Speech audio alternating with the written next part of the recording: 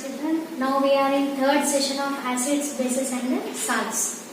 In first session we discussed how to test the acid or a base by natural synthetic indicators and laboratory test. In the second session, what is the reaction with the carbonate and bicarbonates. And in this session we are going to learn about whether the acids produce ions only in aqua solution. Aqua means water. In water solution only can the acid produce the ion, or water is necessary or not needed. That we are going to confirm by the experiment. In this experiment, first we have to take the test tube. In this test tube, we have to take some sodium chloride, that is common salt or table salt, which we use in daily life for cooking purpose. To this common salt, we have to add some amount of concentrated sulfuric acid. After adding concentrated sulfuric acid, fix a one-hole rubber stopper. And through this hole, have to arrange a delivery tube. Here, after reaction of sodium chloride and sulfuric acid, we can say that in between sodium chloride and sulfuric acid, reaction will occur and it will produce HCl gas along with the sodium sulfate, that is Na2SO4. Here HCl acid will release in a gaseous state.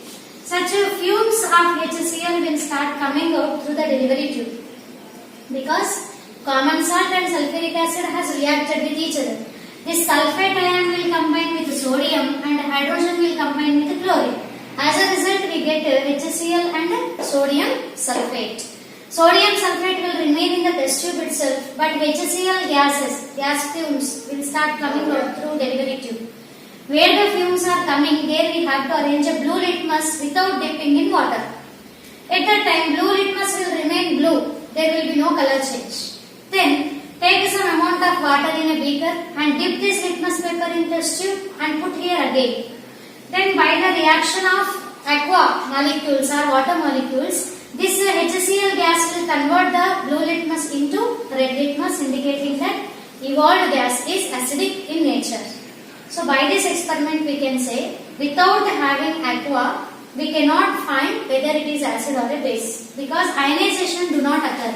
First ionization should occur, HCl should divide into H plus and Cl minus. When ionization occurs, then only color change can be observed in the litmus paper.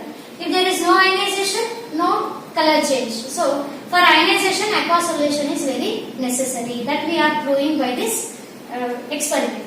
And also, in this experiment, HCl whichever is getting released, it will react with water. When we are dipping in water beaker, it will react with water. And here, water will dissociate into H plus and OH minus. HCl will divide into H plus and Cl minus. This HCl hydrogen will combine with water molecule and it will form hydronium ion, that is H3O plus. Hydronium ion will form. Of course, it is very heavy particle, it do not remain for a longer time. Once again, this hydronium ion will divide into H plus and H2O. Water and proton. It will divide into proton and water, like this it will divide. But when we are dipping in water, this will occur. Hydronium ion will form and chlorine will get as anion. Due to this ionization, here color change we can observe. Next, according to Arrhenius concept also, it is a very previous concept which was successfully explained, which we can consider as acid or base without test. See, HCl, hydrochloric acid. When HCl will ionize, it will give H plus and Cl minus. If you go to H2SO4, it will ionize into H plus and HSO4 minus. When we go to HNO3, if you see in HNO3, it also will dissociate into H plus and NO3 minus. Here, once again, if you see the carbonic acid H2CO3, it also will dissociate into H plus and HCO3 minus. In this, all the compounds we can find H plus commonly. H plus is getting released commonly. So, Arrhenius told that whichever will produce H plus ions are acids.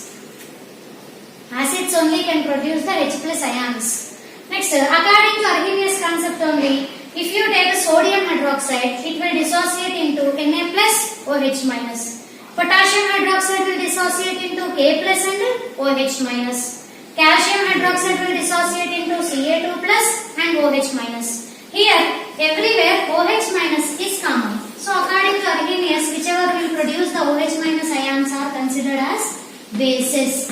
It is the oldest concept which is very useful to differentiate the acid or a base by dissociation or ionization. Now let us go for the dilution of acid or a base. Dilution is nothing but addition of water.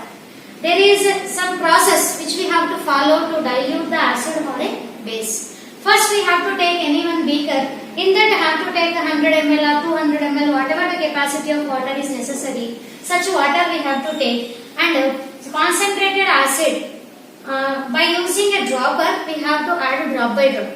It is very safe to do the dilution. If not, if we take the acid directly in the beaker and if we add the water, it is very explosive. It may splash and it will produce the fire.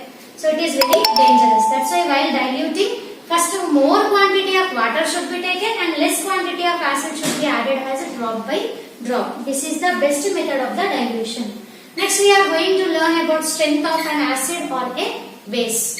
If we take any acid or a base, it depends upon its ionization capacity. If any acid, for example HCl we are taking, HCl will ionize into H plus and Cl minus, we already discussed it.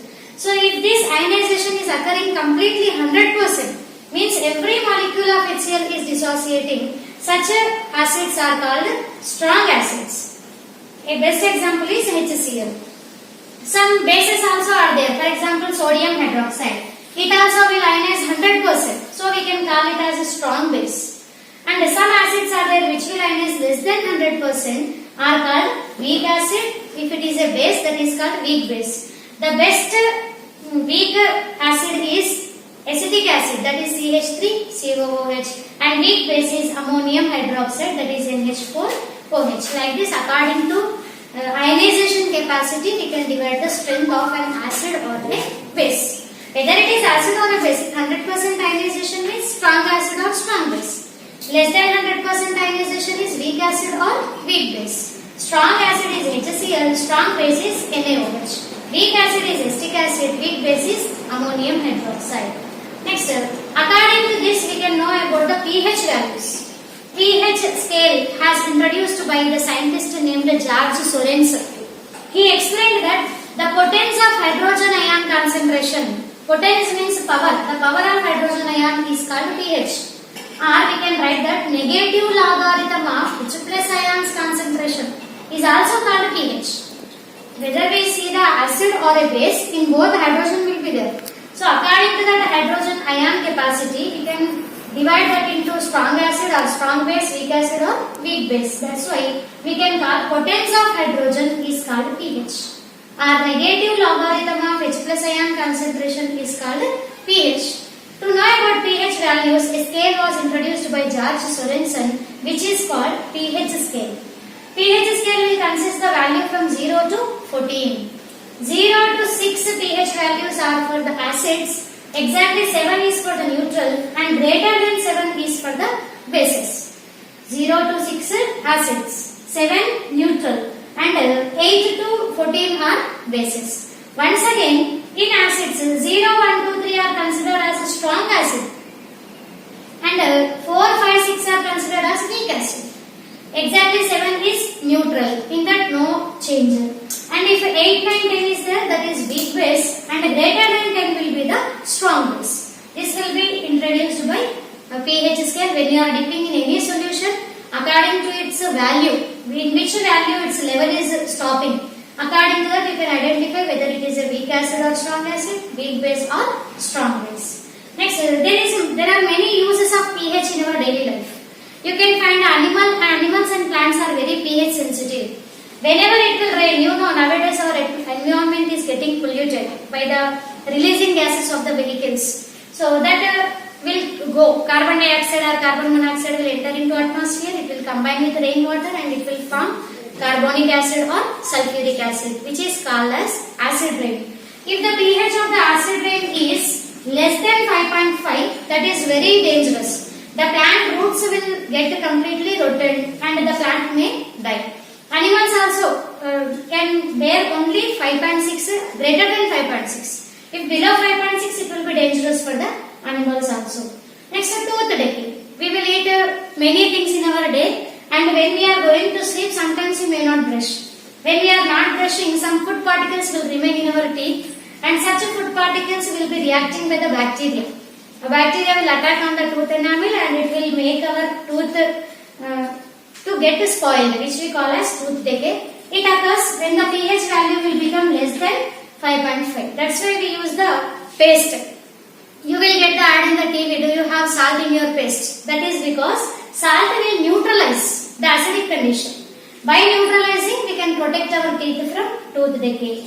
Next, in our digestive system also, you know, every time according to our meal time, HCl will get released. When the HCl is released in our stomach, the food must be ready. Then HCl will divide it into smaller particles and it will help in the digestion.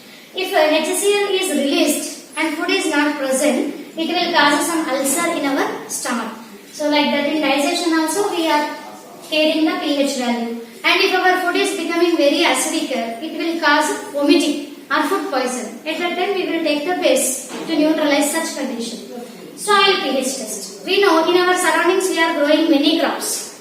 A farmer will use many types of fertilizers and he will not get the proper crop yield. And he will worry. The reason is he do not go for the soil test. Soil also having the pH value.